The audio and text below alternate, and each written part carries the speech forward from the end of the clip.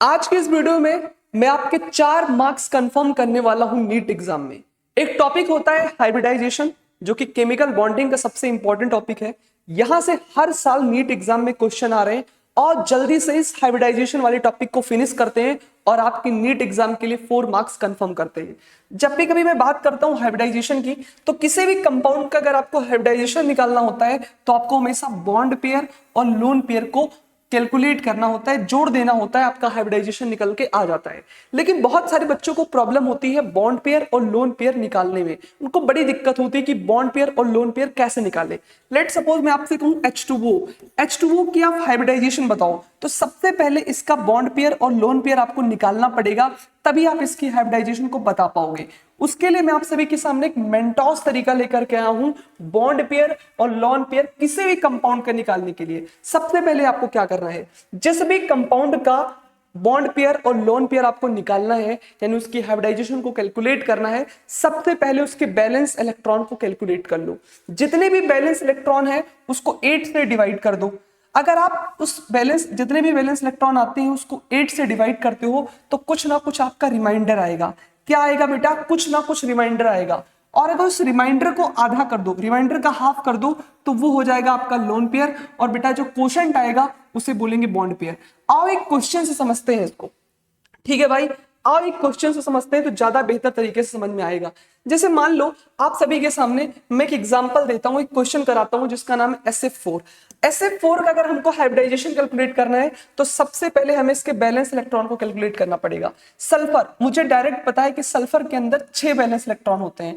Fluorine के अंदर 7 balance electron होते हैं और 4 फ्लोरीन के एटम है, तो 7 4 जा कर देंगे। क्या कर देंगे? 7 4 जा कर देंगे, तो 28 हो जाएगा। क्या हो जाएगा? ये 28 हो जाएगा। और यहाँ पे 6 हो जाएगा। 28 और 2 30 34, यानी इसका टोटल बैलेंस इलेक्ट्रॉन कितने आ गए? 34। इसके अंदर टोटल बैलेंस इलेक्ट्रॉन कितने हैं भाई? 34 है। और जैसे ही हमको टोटल बैलेंस इलेक्ट्रॉन पता लग गया, हम इसको क्या कर देंगे? हम इसको 8 से डिवाइड कर देंगे। 8 से डिवाइड कर देंगे। जैसे ही मैं इसको 8 से डिवाइड करूंगा, मैं देखूंगा 8 3 जा 24, 8 6 जा 8 2 जा 16, 8 3 जा 24, 8 4 जा 32। यहाँ पे 4 से ले जाऊंगा।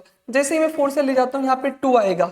मैं देखूंगा कि हमारा जो कोसेंट है वो कितना है? 4 है। तो जो कोसेंट होता है वो बॉन्ड पेयर को बताता है। किसको बताता है? बॉन्ड पेयर को। और ये जो रिमाइंडर आ रहा है इसका अगर मैं हाफ कर दूं, मतलब ये 2 है, इसका हाफ क्या होगा बेटा? 1 क्या हो जाएगा? इसका लोन पेयर हो जाएगा। और अगर मैं हाइब्रिडाइजेशन निकालना चाहता हूं तो मुझे बॉन्ड पेयर और लोन पेयर को जोड़ना होगा। क्या करना होगा? जोड़ना होगा। बॉन्ड पेयर कितने आ रहे हैं बेटा? 4 आ रहे हैं। और लोन पेयर कितने आ रहे हैं? 1 आ रहे हैं। तो यानी इसका हाइब्रिडाइजेशन कितना कितना हो जाएगा? 5 हो जाएगा। कितना? 5। 5 मतलब क्या होता है? 5 मतलब होता है sp3d। क्या होता है बेटा? sp3d। आपको ये चीज पता होनी चाहिए।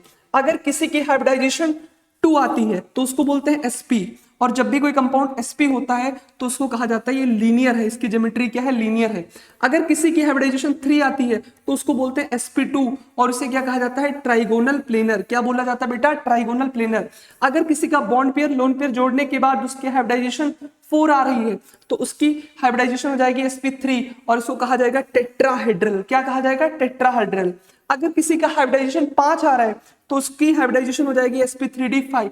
sp3d बोलेंगे और वो उसे क्या कहा जाएगा? Trigonal pyramidal. क्या कहा जाएगा बेटा? Trigonal pyramidal. 2 है तो sp, 3 है तो sp2, 4 है तो sp3, 5 है तो sp3d। आपको ये बात पता होना चाहिए। और अगर किसी का 6 है तो बोलेंगे sp3d और इसका ज्योमेट्री होगा ऑक्टाहेड्रल। ठीक है भाई, चलो आओ एक और क्वेश्चन को देखते हैं।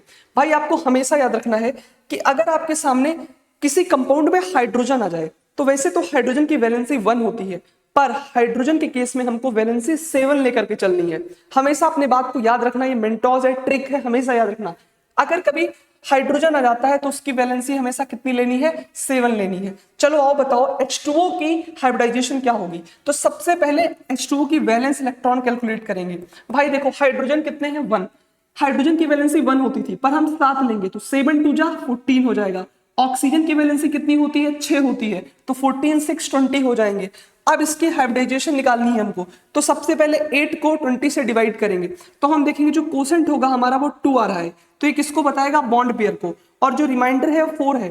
4 का आधा कर देंगे तो क्या हो जाएगा, लोन पेयर, यानी बॉन्ड पेयर 2 है, लोन पेयर भी 2 है, और अगर हमें बॉन्ड पेयर लोन पेयर पता है तो उसको जोड़ देंगे तो इसकी हाइब्रिडाइजेशन एच की वैल्यू कितनी आ गई 4, और जब कभी एच की वैल्यू 4 आती है तो उसको बोलते हैं sp3।